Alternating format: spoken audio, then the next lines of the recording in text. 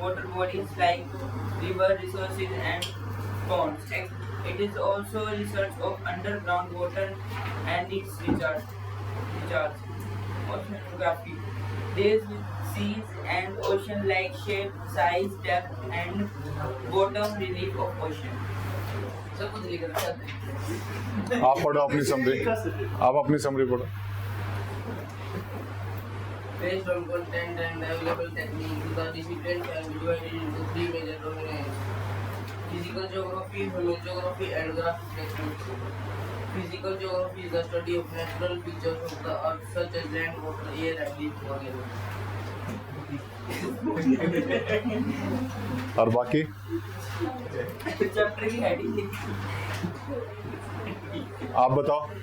विनीत बैठ जाओ.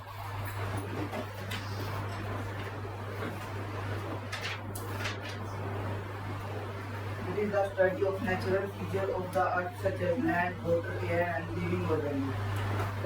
Geomorphology deals with the distribution of landforms, their origin. Soil geography is a study related to soil formation, soil profile. Climatology deals with the study of global and regional weather. Hydrology includes the study of earth, the eye of water. बैठ जाओ.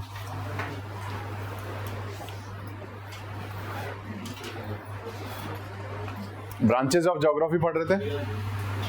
Branches of geography में हमने कौन सी geography शुरू की थी?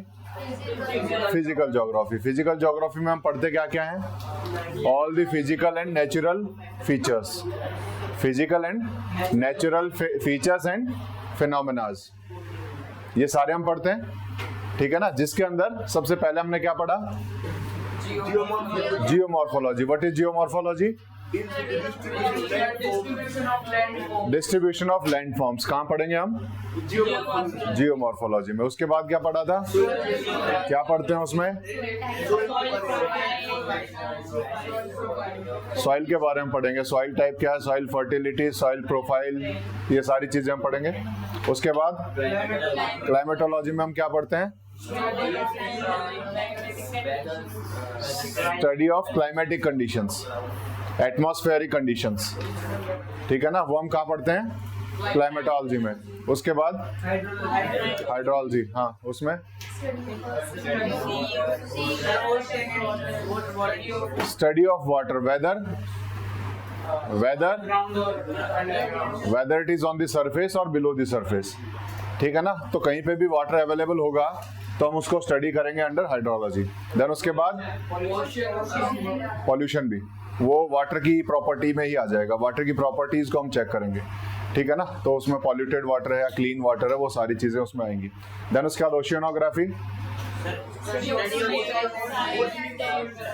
Study of oceans. और oceans के अंदर होने वाले जितने भी इवेंट्स होंगे, चाहे वो करंट्स हो, ओशियन के अंदर पाए जाने वाले लैंड फॉर्म्स हो, वेव्स हो, वो सारी चीजें हम ओशियनोग्राफी में पढ़ेंगे. ठीक है. अब उसके बाद हमें शुरू करना उसके आगे बायोजियोग्राफी.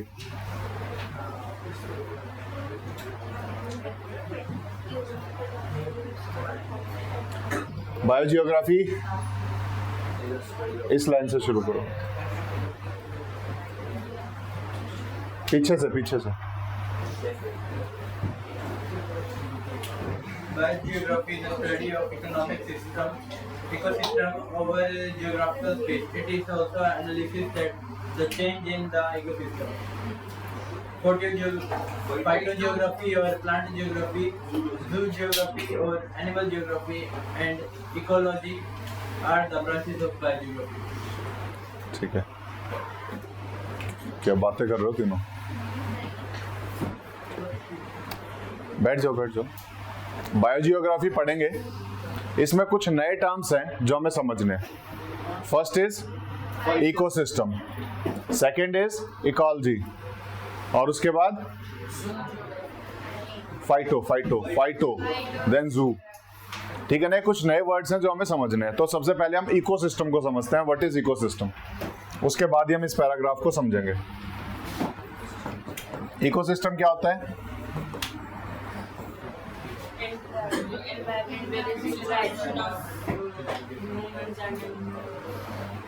ठीक है, और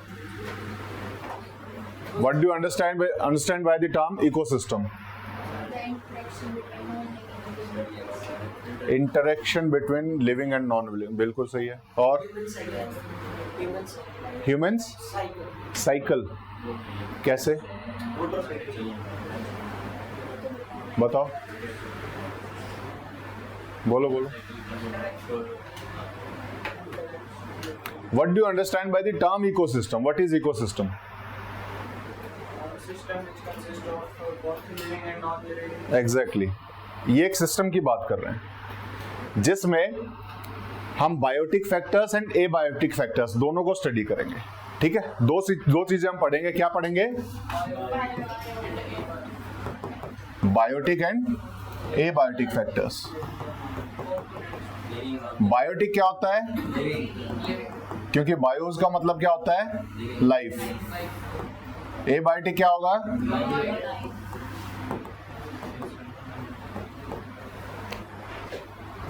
कोई भी एरिया, किसी भी हम डोमेन को कर लें या किसी भी एरिया को, टेरिटरी को हम डिफाइन कर लें, उसके अंदर उनमें जो बायोटिक फैक्टर्स हैं, biotic factors are living beings. चाहे आप उसमें प्लांट ले लो, चाहे एनिमल्स ले लो, चाहे ह्यूमंस ले लो, या फिर नॉन लिविंग थिंग्स हैं, चाहे आप उसमें रॉक्स ले लो, सॉइल ले लो, एटमॉस्फेयर ले लो, वाटर ले लो, कुछ भी ले लो।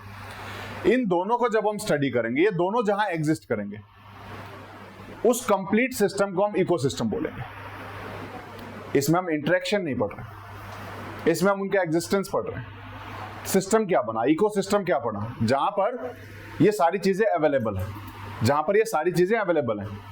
जब उनके इंटरेक्शन की बात आएगी, उसको हम स्टडी करेंगे। उसको हम क्या करेंगे?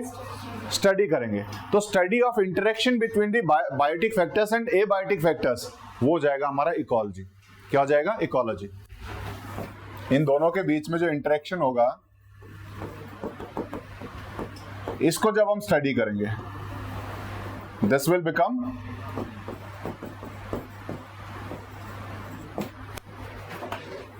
इकोसिस्टम की स्टडी इज इकोलॉजी। अगर सिंपल टर्म्स में पढ़ें, इकोसिस्टम को जब हम स्टडी करेंगे, दैट इज इकोलॉजी। ठीक है, एक बेसिक सी चीज है। तो इकोसिस्टम को पूछें तो क्या है? कंप्लीट सिस्टम है जिसके अंदर सारे फैक्टर्स अवेलेबल हैं, वेदर दे आर बायोटिक और एबायोटिक। ठीक है, वो कंप्लीट सिस्टम हो गया, दैट इज इकोसिस्टम। और जब उसको स्टडी करेंगे, दैट इज इकोलॉजी। जब हम उसको स्टडी करेंगे, दैट इज इकोलॉजी। ठीक है, ये एक बेसिक सी चीज हमें पता होनी चाहिए। तो बायो जियोग्राफी की जब हम बात कर रहे हैं, बायो इज लाइफ, तो जहां पर हम लाइफ को स्टडी कर रहे हैं, and life exist in the ecosystem, life exist in the ecosystem. तो उसी में जब हम पढ़ेंगे तो उसको हम बायो जियोग्राफी बोलेंगे, जहां पर हम इकोसिस्टम या इकोलॉजी की स्टडी करेंगे। इकोलॉजी हमारे ज्योग्राफी के अंदर ही एक स्टडी निकल के आएगी जो बायो जियोग्राफी का एक पार्ट होगी, जो बायो जियोग्राफी का एक पार्ट होगी। ठीक है, इसके अंदर हम ये चीजें पढ़ रहे हैं और उसी से रिलेटेड ये सारा पैराग्राफ आ जाएगा हमारा। तो फर्स्ट इज बायो जियोग्राफी में it is the study of ecosystems. Ecosystems पढ़ रहे हैं, लेकिन कहां पढ़ रहे हैं? ओवर दी जियोग्राफिकल स्पेसेस, कि अलग अलग रीजन्स में किस तरह का इकोसिस्टम डेवलप हो रहा है। अलग अलग जियोग्राफिकल स्पेसेस में, अलग अलग जियोग्राफिकल लोकेशंस में, या फिर स्पेशियल पैटर्न देखेंगे जब हम किसी का, वहां पर कैसा इकोसिस्टम है, किसी अलग एरिया में इकोसिस्टम कैसा डेवलप हो रहा है, दूसरे एरिया में इकोसिस्टम कैसा डेवलप हो रहा है, वो इकोसिस्टम में चेंजेस कैसे आ रहे हैं, वो हम कहां पढ़ेंगे? वो हम पढ़ रहे हैं बायो जियोग्राफी में।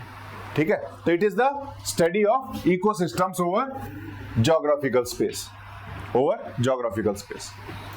इट ऑल्सो एनालाइजेस, एनालाइजेस का मतलब क्या था? Detailed study, careful and detailed study is analysis. It also, हाँ, टेम्परेचर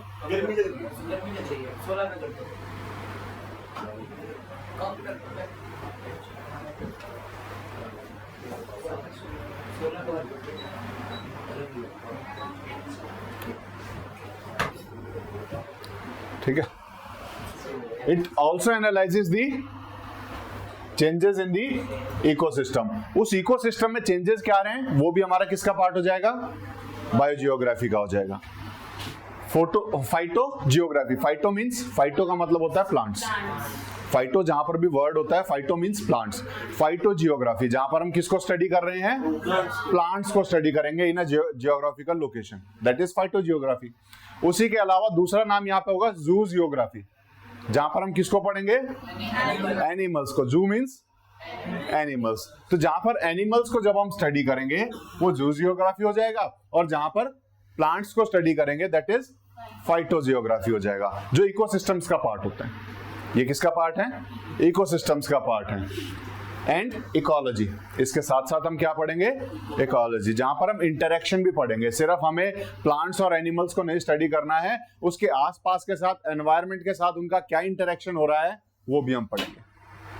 तो वो क्या हो जाएगा, कंप्लीटली बायोजियोग्राफी हो जाएगा, जहां पर हम प्लांट्स को ही पढ़ रहे हैं, एनिमल्स को ही पढ़ रहे हैं और उनके बीच के इंटरेक्शन को ही पढ़ रहे हैं, even interaction with the environment को ही पढ़ रहे हैं, जहां पर इकोलॉजी में हम पढ़ेंगे। तो इस कंप्लीट सिस्टम को हम क्या बोलेंगे, बायोजियोग्राफी। ठीक है, क्या हुआ, क्या चल रहा है दिमाग में, आ गया समझ में, पक्का एक्सप्लेन कर सकते हो, करो। चलो उठ जाओ जल्दी उठो, कोई बात नहीं, सामने लिखा हुआ भूलना क्या इसमें। Sir biogeography sir study sir ecosystem, what is ecosystem, sir जिसमें सर लिविंग नॉन लिविंग ठीक है, पार्ट है ठीक है, सर। पढ़ना नहीं है, समझाना है। सर और सर बायोजियोग्राफी सर इकोसिस्टम के चेंज को बता रहा है, इकोसिस्टम में चेंजेस भी स्टडी कर रहा है, ठीक है। और sir plant geography, plant geography क्या है, सर प्लांट्स के बारे में, फाइटोजियोग्राफी, और सर जू जियोग्राफी, हाँ उसमें क्या पढ़ेंगे, सर एनिमल्स, एनिमल्स को, एनिमल जियोग्राफी। एनिमल जियोग्राफी का मतलब क्या हुआ, सर एनिमल्स क्या पढ़ेंगे, एनिमल्स के बारे में तो हम जूलॉजी में पढ़ेंगे, एनिमल्स के बारे में पढ़ना है तो हम जूलॉजी की पढ़ेंगे, तो वाई जू जियोग्राफी, तो उसमें हम क्या पढ़ रहे हैं,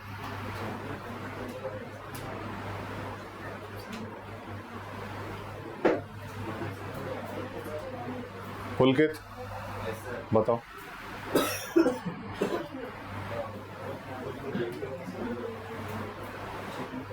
बताओ, नहीं इसका नंबर अगला। सर एनिमल्स के अंदर सर ये करेंगे कि वो उनका रहना कैसा है, मतलब कि वो जिस एनवायरनमेंट में वो लोग रहते हैं। Study of animals in relation to their environment, ये हम कहाँ पढ़ रहे हैं, जू जियोग्राफी में, ठीक है ना, समझ में आया, पक्का। तो प्लांट फाइटोजियोग्राफी बताओ। सर इसका प्लांट के बारे में स्टडी करते हैं, प्लांट के बारे में स्टडी यहाँ थोड़ी, प्लांट के लिए तो बॉटनी है, अलग से है। सर प्लांट स्पीशीज के बारे में, प्लांट की स्पीसीज के लिए बॉटनी है। फाइटोजियोग्राफी में हम क्या पढ़ रहे हैं, बैठ जाओ हाँ, आप बताओ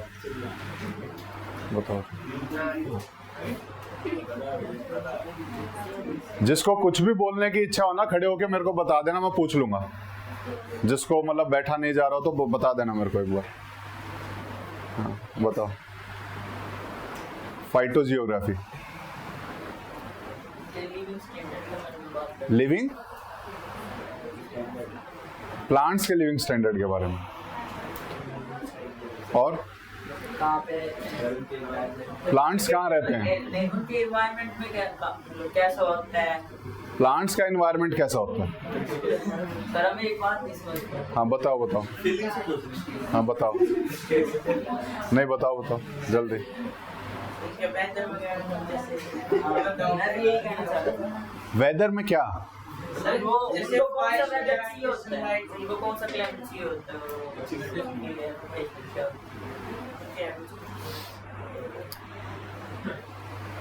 वीर बताओ। फाइटोजियोग्राफी एग्जाम्पल देके बताना कोई।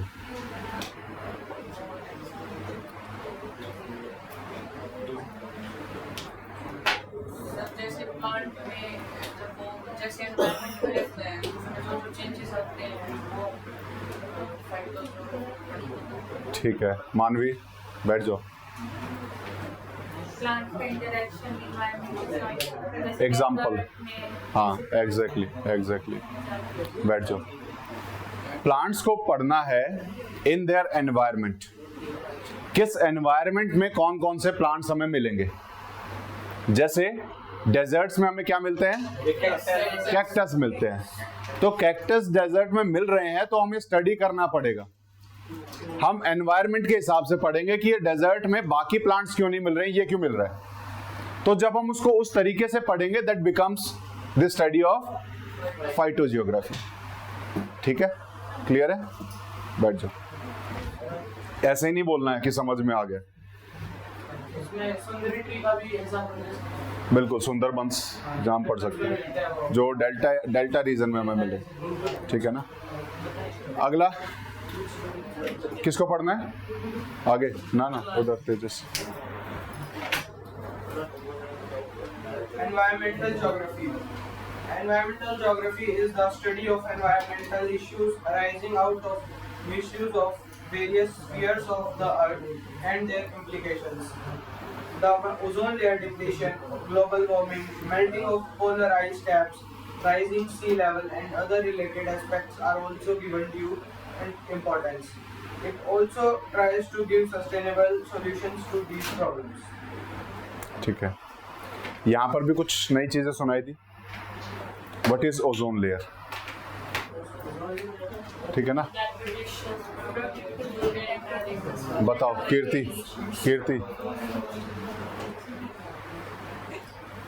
Protected layer around which protects us from the harmful UV. Where it is located और सिचुएटेड। ठीक है, बताओ। स्ट्रेटोस्फेयर, हाइट अप्रोक्सीमेटली 20 किलोमीटर के आसपास। ठीक है, बैठ जाओ। What is ozone, not layer. O3 is ozone, O3 is ozone, O2 plus O। ठीक है ना। तो बेसिकली अर्थ के कुछ स्फेयर्स हैं, अर्थ के इनसाइड के स्फेयर्स को हम अलग पढ़ेंगे और अर्थ के बाहर जो अलग अलग स्फेयर्स हमें दिखाई देंगे। Division of spheres, division in spheres. Atmosphere को जब हम डिवाइड करेंगे अलग अलग लेयर्स में, उनको हम पढ़ेंगे। तो सबसे नीचे क्या आएगा? अर्थ के बाद जो सबसे नजदीक की जो लेयर है दैट इज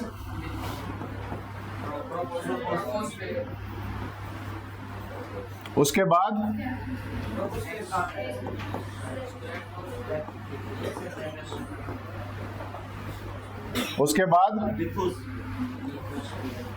लिथोस्फेयर। तो अर्थ की सरफेस पे हो गया।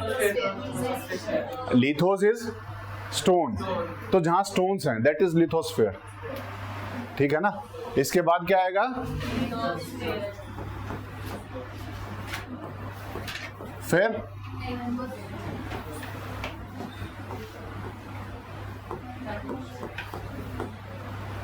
फिर इसके ऊपर का जितना हो जाता है, ये लेयर्स हमें पता होनी चाहिए। ज्योग्राफी में हम चैप्टर में पहुंचेंगे इसमें, तो वहां पर भी पढ़ेंगे, लेकिन एक बेसिक आइडिया होना चाहिए। ये स्फेयर्स हमारे अर्थ स्फेयर्स के हमारे अर्थ की क्या बोलेंगे उसे, सरफेस के ऊपर हैं। सरफेस के नीचे की लेयर्स को हम बाद में पढ़ेंगे। ठीक है, अभी इसका नाम आ रहा है तो हम इसको पढ़ लेते हैं। तो सबसे नीचे वाली जो लेयर है उसको क्या बोलेंगे? ट्रोपोस्फेयर। उसके ऊपर देन एक्सोस्फेयर। ठीक है ना। आउटर जो स्फेयर है that is exo is out. ठीक है ना। Outer sphere is exosphere. अब इसमें जो हमारी ओजोन लेयर है that lies in the stratosphere में। स्ट्रेटोस्फेयर अगर हम देखें तो 15 से 50 किलोमीटर तक कहीं भी हो सकता है, और हमारी जो ओजोन लेयर है that lies between 15 to 30 kilometres. 15 to 30 kilometres ozone O3 को बोलते हैं। जो हमारे स्ट्रेटोस्फेयर में जो ओजोन पाई जाती है that is useful for us, और जो ट्रोपोस्फेयर में जो ओजोन मिलेगी दैट इज पॉल्यूशन। उसको हम क्या बोलेंगे? Pollution, and that is harmful for अस।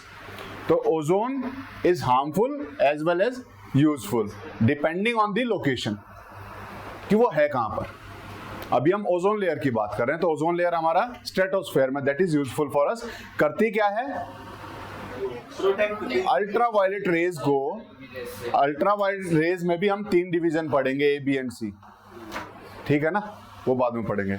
अभी बेसिक अंडरस्टैंडिंग लेते हैं कि अल्ट्रावायलेट रेज को अर्थ तक पहुंचने से रोकती है, और ये अल्ट्रावायलेट रेज स्किन को जब स्किन पे जब टच करती है तो हार्म पहुंचाती है। किस तरीके से? स्किन कैंसर कर सकती है। तो उससे प्रोटेक्ट करने के लिए हमें क्या चाहिए? Ozone layer. अभी जो कॉन्सेप्ट चल रहा है that is ozone layer depletion. Ozone layer depletion मतलब इस ओजोन लेयर की ना कुछ थिकनेस है, वो थिकनेस क्या है, धीरे धीरे कम हो रही है। उसके पीछे रीजन क्या है? क्लोरीन एंड फ्लोरीन के जो कंपाउंड्स होंगे, एग्जैक्टली वो बेसिकली पहुंच के क्या करते हैं? रिएक्ट करते हैं और ओजोन लेयर को एग्जैक्टली उसमें से ओजोन को हटा करके उसको बाइफरकेट कर देते हैं, डिफ्यूज कर देते हैं, ठीक है ना। तो क्या होगा? ओजोन लेयर की थिकनेस कम हो जाएगी, और वो थिकनेस कम होगी तो अल्ट्रावायलेट रेज जिसको रोक रही थी वो फिर डायरेक्टली अर्थ तक पहुंच जाएंगी, ठीक है। ये बेसिक कॉन्सेप्ट आपको पता होना चाहिए जब ओजोन लेयर डिप्लीशन की बात कर रहे हैं। तो ओजोन लेयर HFC पे भी लगाया हुआ है, CFC पे भी लगाया हुआ है, सब पे लगाया हुआ है। किस पे?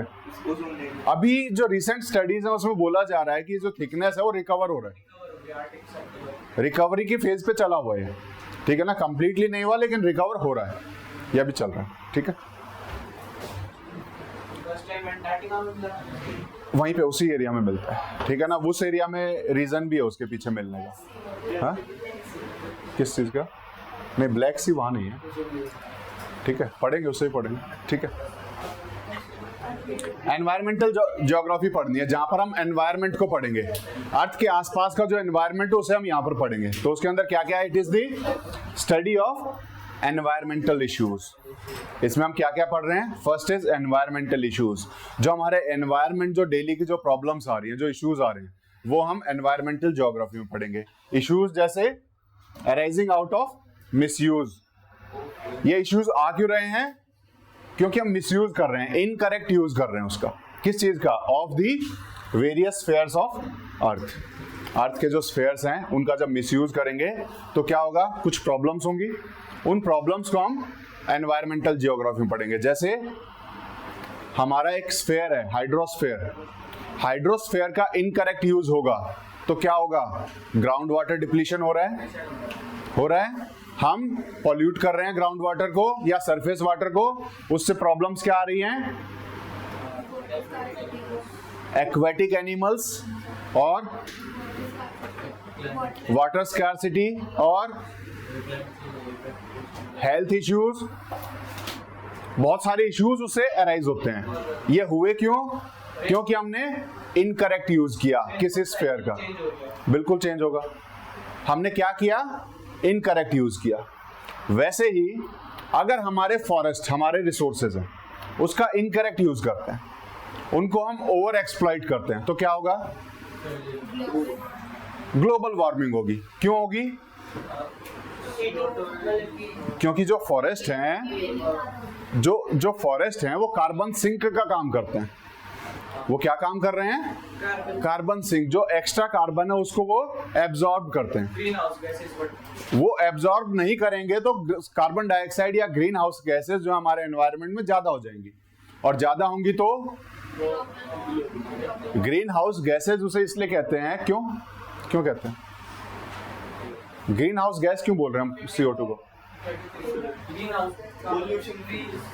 वो बेसिकली ग्रीन हाउस इफेक्ट को प्रोड्यूस करें। ग्रीन हाउस इफेक्ट क्या होता है? Rising of heat in an environment. वो कर कैसे रही हैं? यूवी रेज उस पे रिफ्लेक्ट होते हैं, तो सारी चीजें नहीं, इनको जब हम ग्रीन हाउस गैसेस बोल रहे हैं तो that means they have certain features और सर्टेन कैरेक्टरिस्टिक्स। वो क्या है कि वो हीट को ज्यादा एब्जॉर्ब करती है। वो क्या करती हैं? हीट को ज्यादा एब्जॉर्ब करती है। एक जनरल जो साइकिल चलता है दैट इज, सन से रेज आएंगी, रिफ्लेक्ट होके वापस चले जाएंगी।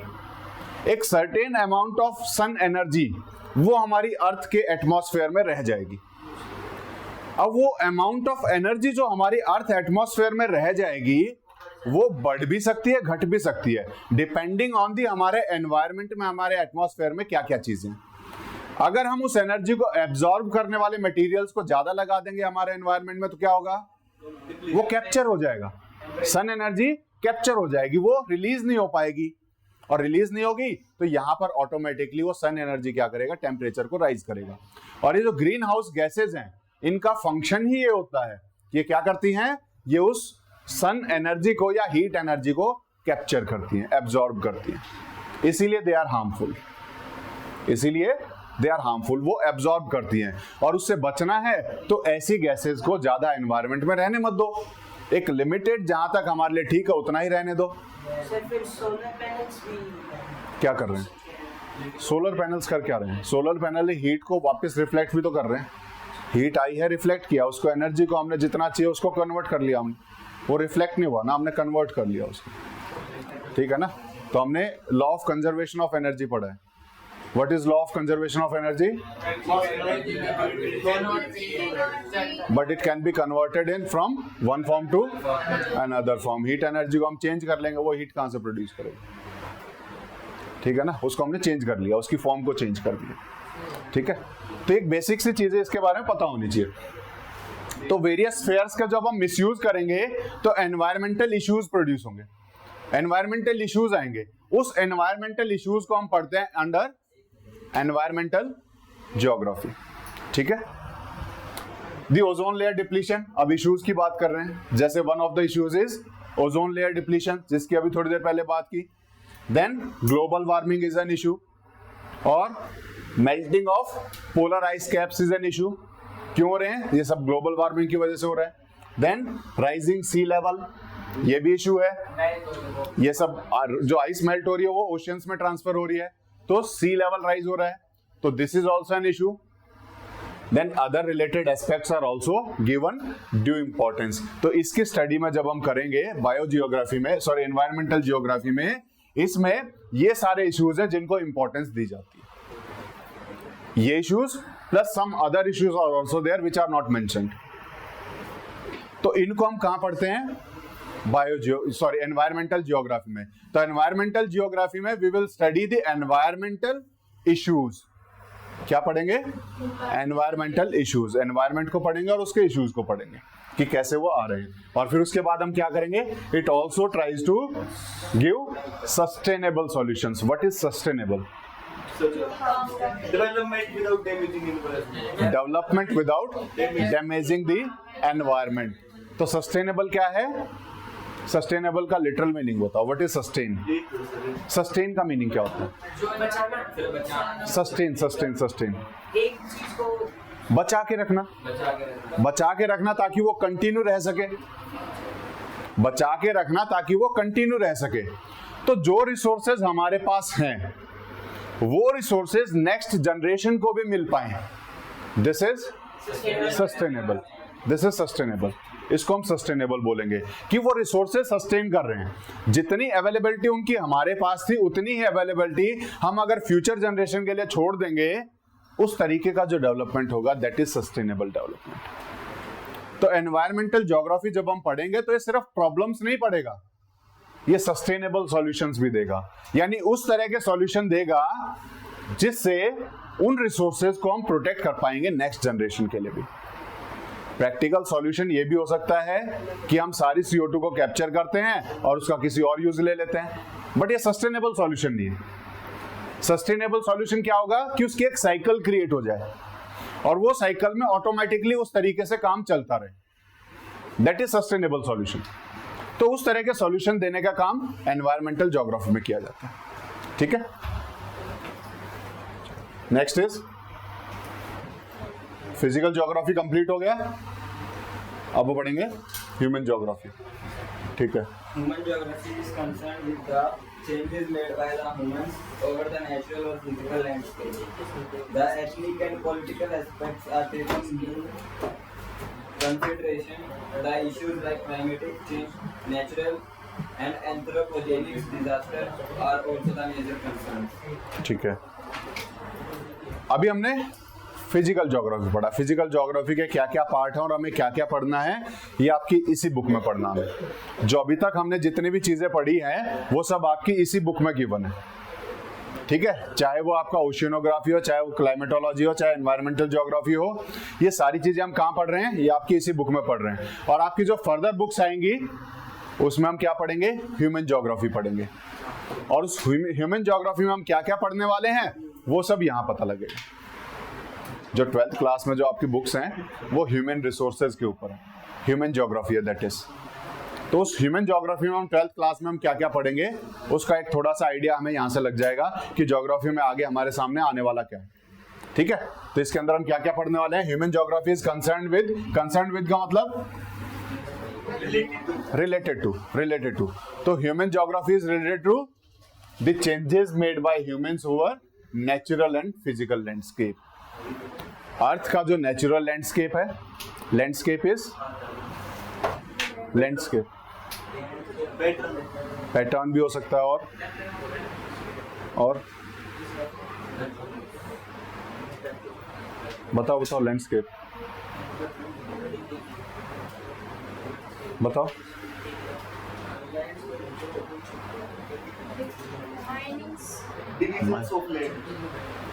नहीं, मैं अगर लैंडस्केप की बात करूं तो landscape is the visible portion of any environment. Visible portion of any environment is landscape, जिसको हम देख पा रहे हैं, दैट इज लैंडस्केप। अगर मैं नेचुरल लैंडस्केप की बात कर रहा हूं तो नेचुरली जो चीजें हमारे पास अवेलेबल हैं आसपास और जो हमें दिखाई देती हैं वो नेचुरल लैंडस्केप में आएंगी, ठीक है। तो जिसको हम देख पाएंगे दैट इज लैंडस्केप। एक पिक्चर जो हमारे सामने क्रिएट हो जाएगी, विजिबल पिक्चर जो हमारे सामने क्रिएट हो जाएगी, दैट बिकम्स द लैंडस्केप। तो यहां पर हम क्या पढ़ रहे हैं, यहां पर हम पढ़ रहे हैं the changes made by humans over the natural और फिजिकल लैंडस्केप।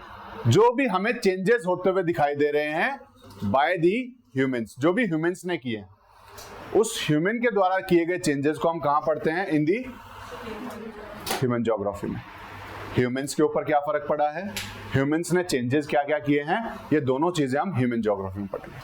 कहां पढ़ेंगे, यानी overall how human is affected by the geography is studied under human geography, is studied under human geography, ठीक है। The ethnic and political aspect, ethnic is racial that is related to a particular race. Anything that is related to a particular race is ethnic. Ethnical aspects हो गए, यानी human races के जो aspect हो गए, या फिर political aspect हो गए, जो हमारा आप कॉन्स्टिट्यूशन में पढ़ रहे हो कि कैसे ह्यूमंस उससे अफेक्टेड है।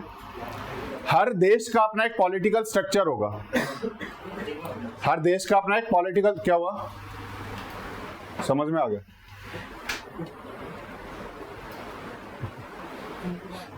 आवाज नहीं करनी है, ठीक है। पॉलिटिकल एस्पेक्ट में हम क्या पढ़ेंगे,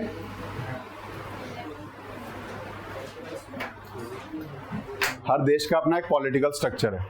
हमारे इंडिया का पॉलिटिकल स्ट्रक्चर है, क्या पढ़ा, कैसा है, डेमोक्रेटिक है और फेडरल है और पार्लियामेंट्री डेमोक्रेसी हमारे पास। डेमोक्रेसी है तो किस टाइप की डेमोक्रेसी है, पार्लियामेंट्री डेमोक्रेसी हमारा पॉलिटिकल स्ट्रक्चर है। उस पॉलिटिकल एस्पेक्ट को हम ज्योग्राफी से भी जोड़ सकते हैं। ज्योग्राफी में अलग अलग ज्योग्राफी, जहां पर अगर हम देखेंगे जो रीजन्स डेवलप नहीं हुए वहां की सरकारों के पास इतना हैंड नहीं होता, फ्री हैंड नहीं होता है कि वो कैसे उन चीजों को यूज करे।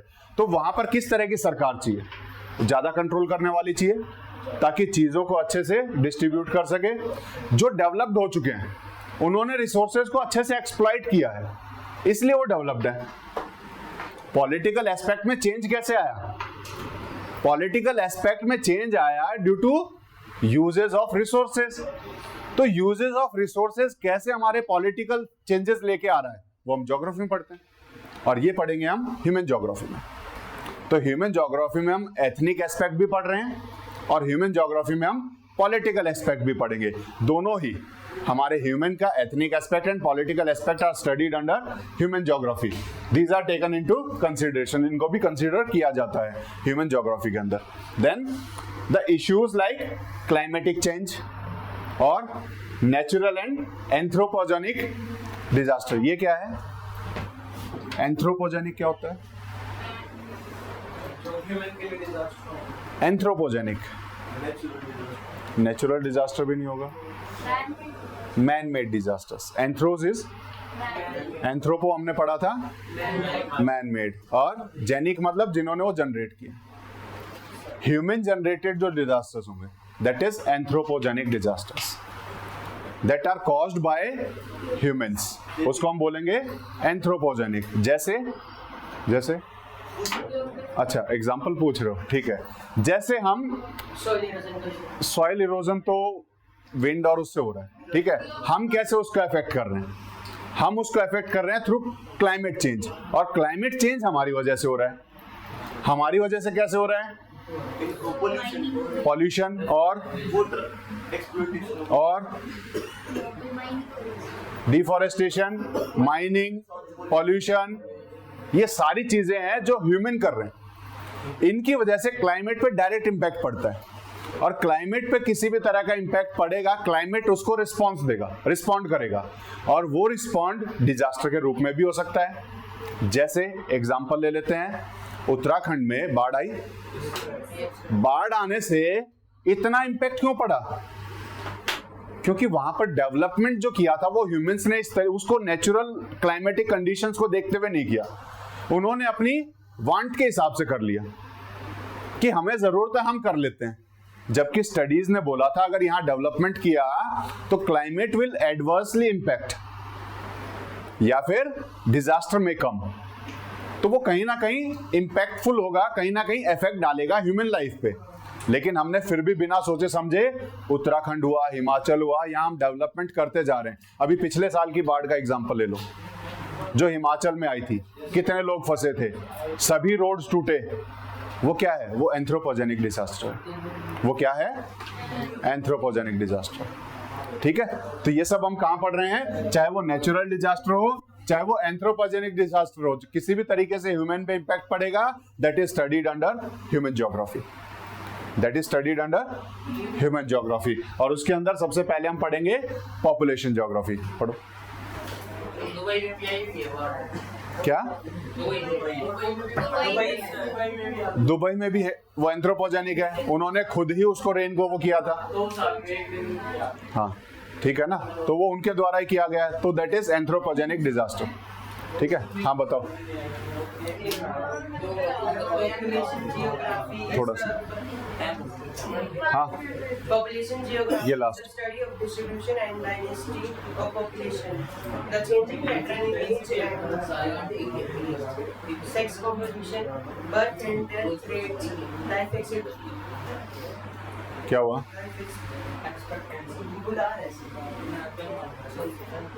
तो पढ़ रहे तो उस टाइम पे जरूरी है। हाँ Expectancy, literacy level and dependency ratio, migration at national and international level, and the consequences of migration. Human geography में सबसे पहली जो स्टडी होती है दैट इज पॉपुलेशन ज्योग्राफी, ठीक है। समझेंगे बाद में पैराग्राफ में, अभी ऐसे ही बता देता हूँ, ठीक है ना। पॉपुलेशन को स्टडी कर रहे हैं।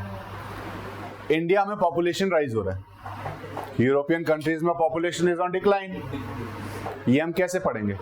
ये हम पॉपुलेशन ज्योग्राफी में पढ़ेंगे। कहाँ पढ़ेंगे? पॉपुलेशन ज्योग्राफी में। क्या फैक्टर्स हैं जिनकी वजह से यहाँ पर पॉपुलेशन राइज पे और वहां पर पॉपुलेशन डिक्लाइन पे है? That is studied under. मैंने एक ऑलरेडी बताया था कि जहां पर रिवर वैलीज होंगी वहां पर पॉपुलेशन डेंसिटी ज्यादा होगी, और जहां पर हार्श क्लाइमेट होगा वहां पॉपुलेशन डेंसिटी कम होगी। तो that is studied under population geography कि कहां कहां पॉपुलेशन का डिस्ट्रीब्यूशन है, कहां कहां पॉपुलेशन की डेंसिटी कम है और कहां कहां ज्यादा है। This is all studied under population geography, ठीक है। अब इस मतलब उसके साथ आपको इस पैराग्राफ को समझना है, ठीक है। हम इसको कल पढ़ेंगे, आज हम इतना ही करते हैं। क्लियर है? कोई डाउट? एम्फेसिस होता है किसी के ऊपर ज्यादा ध्यान देना, उसको उतना इंपॉर्टेंस देना जितना रिक्वायर्ड। स्ट्रेस भी बोल सकते हैं।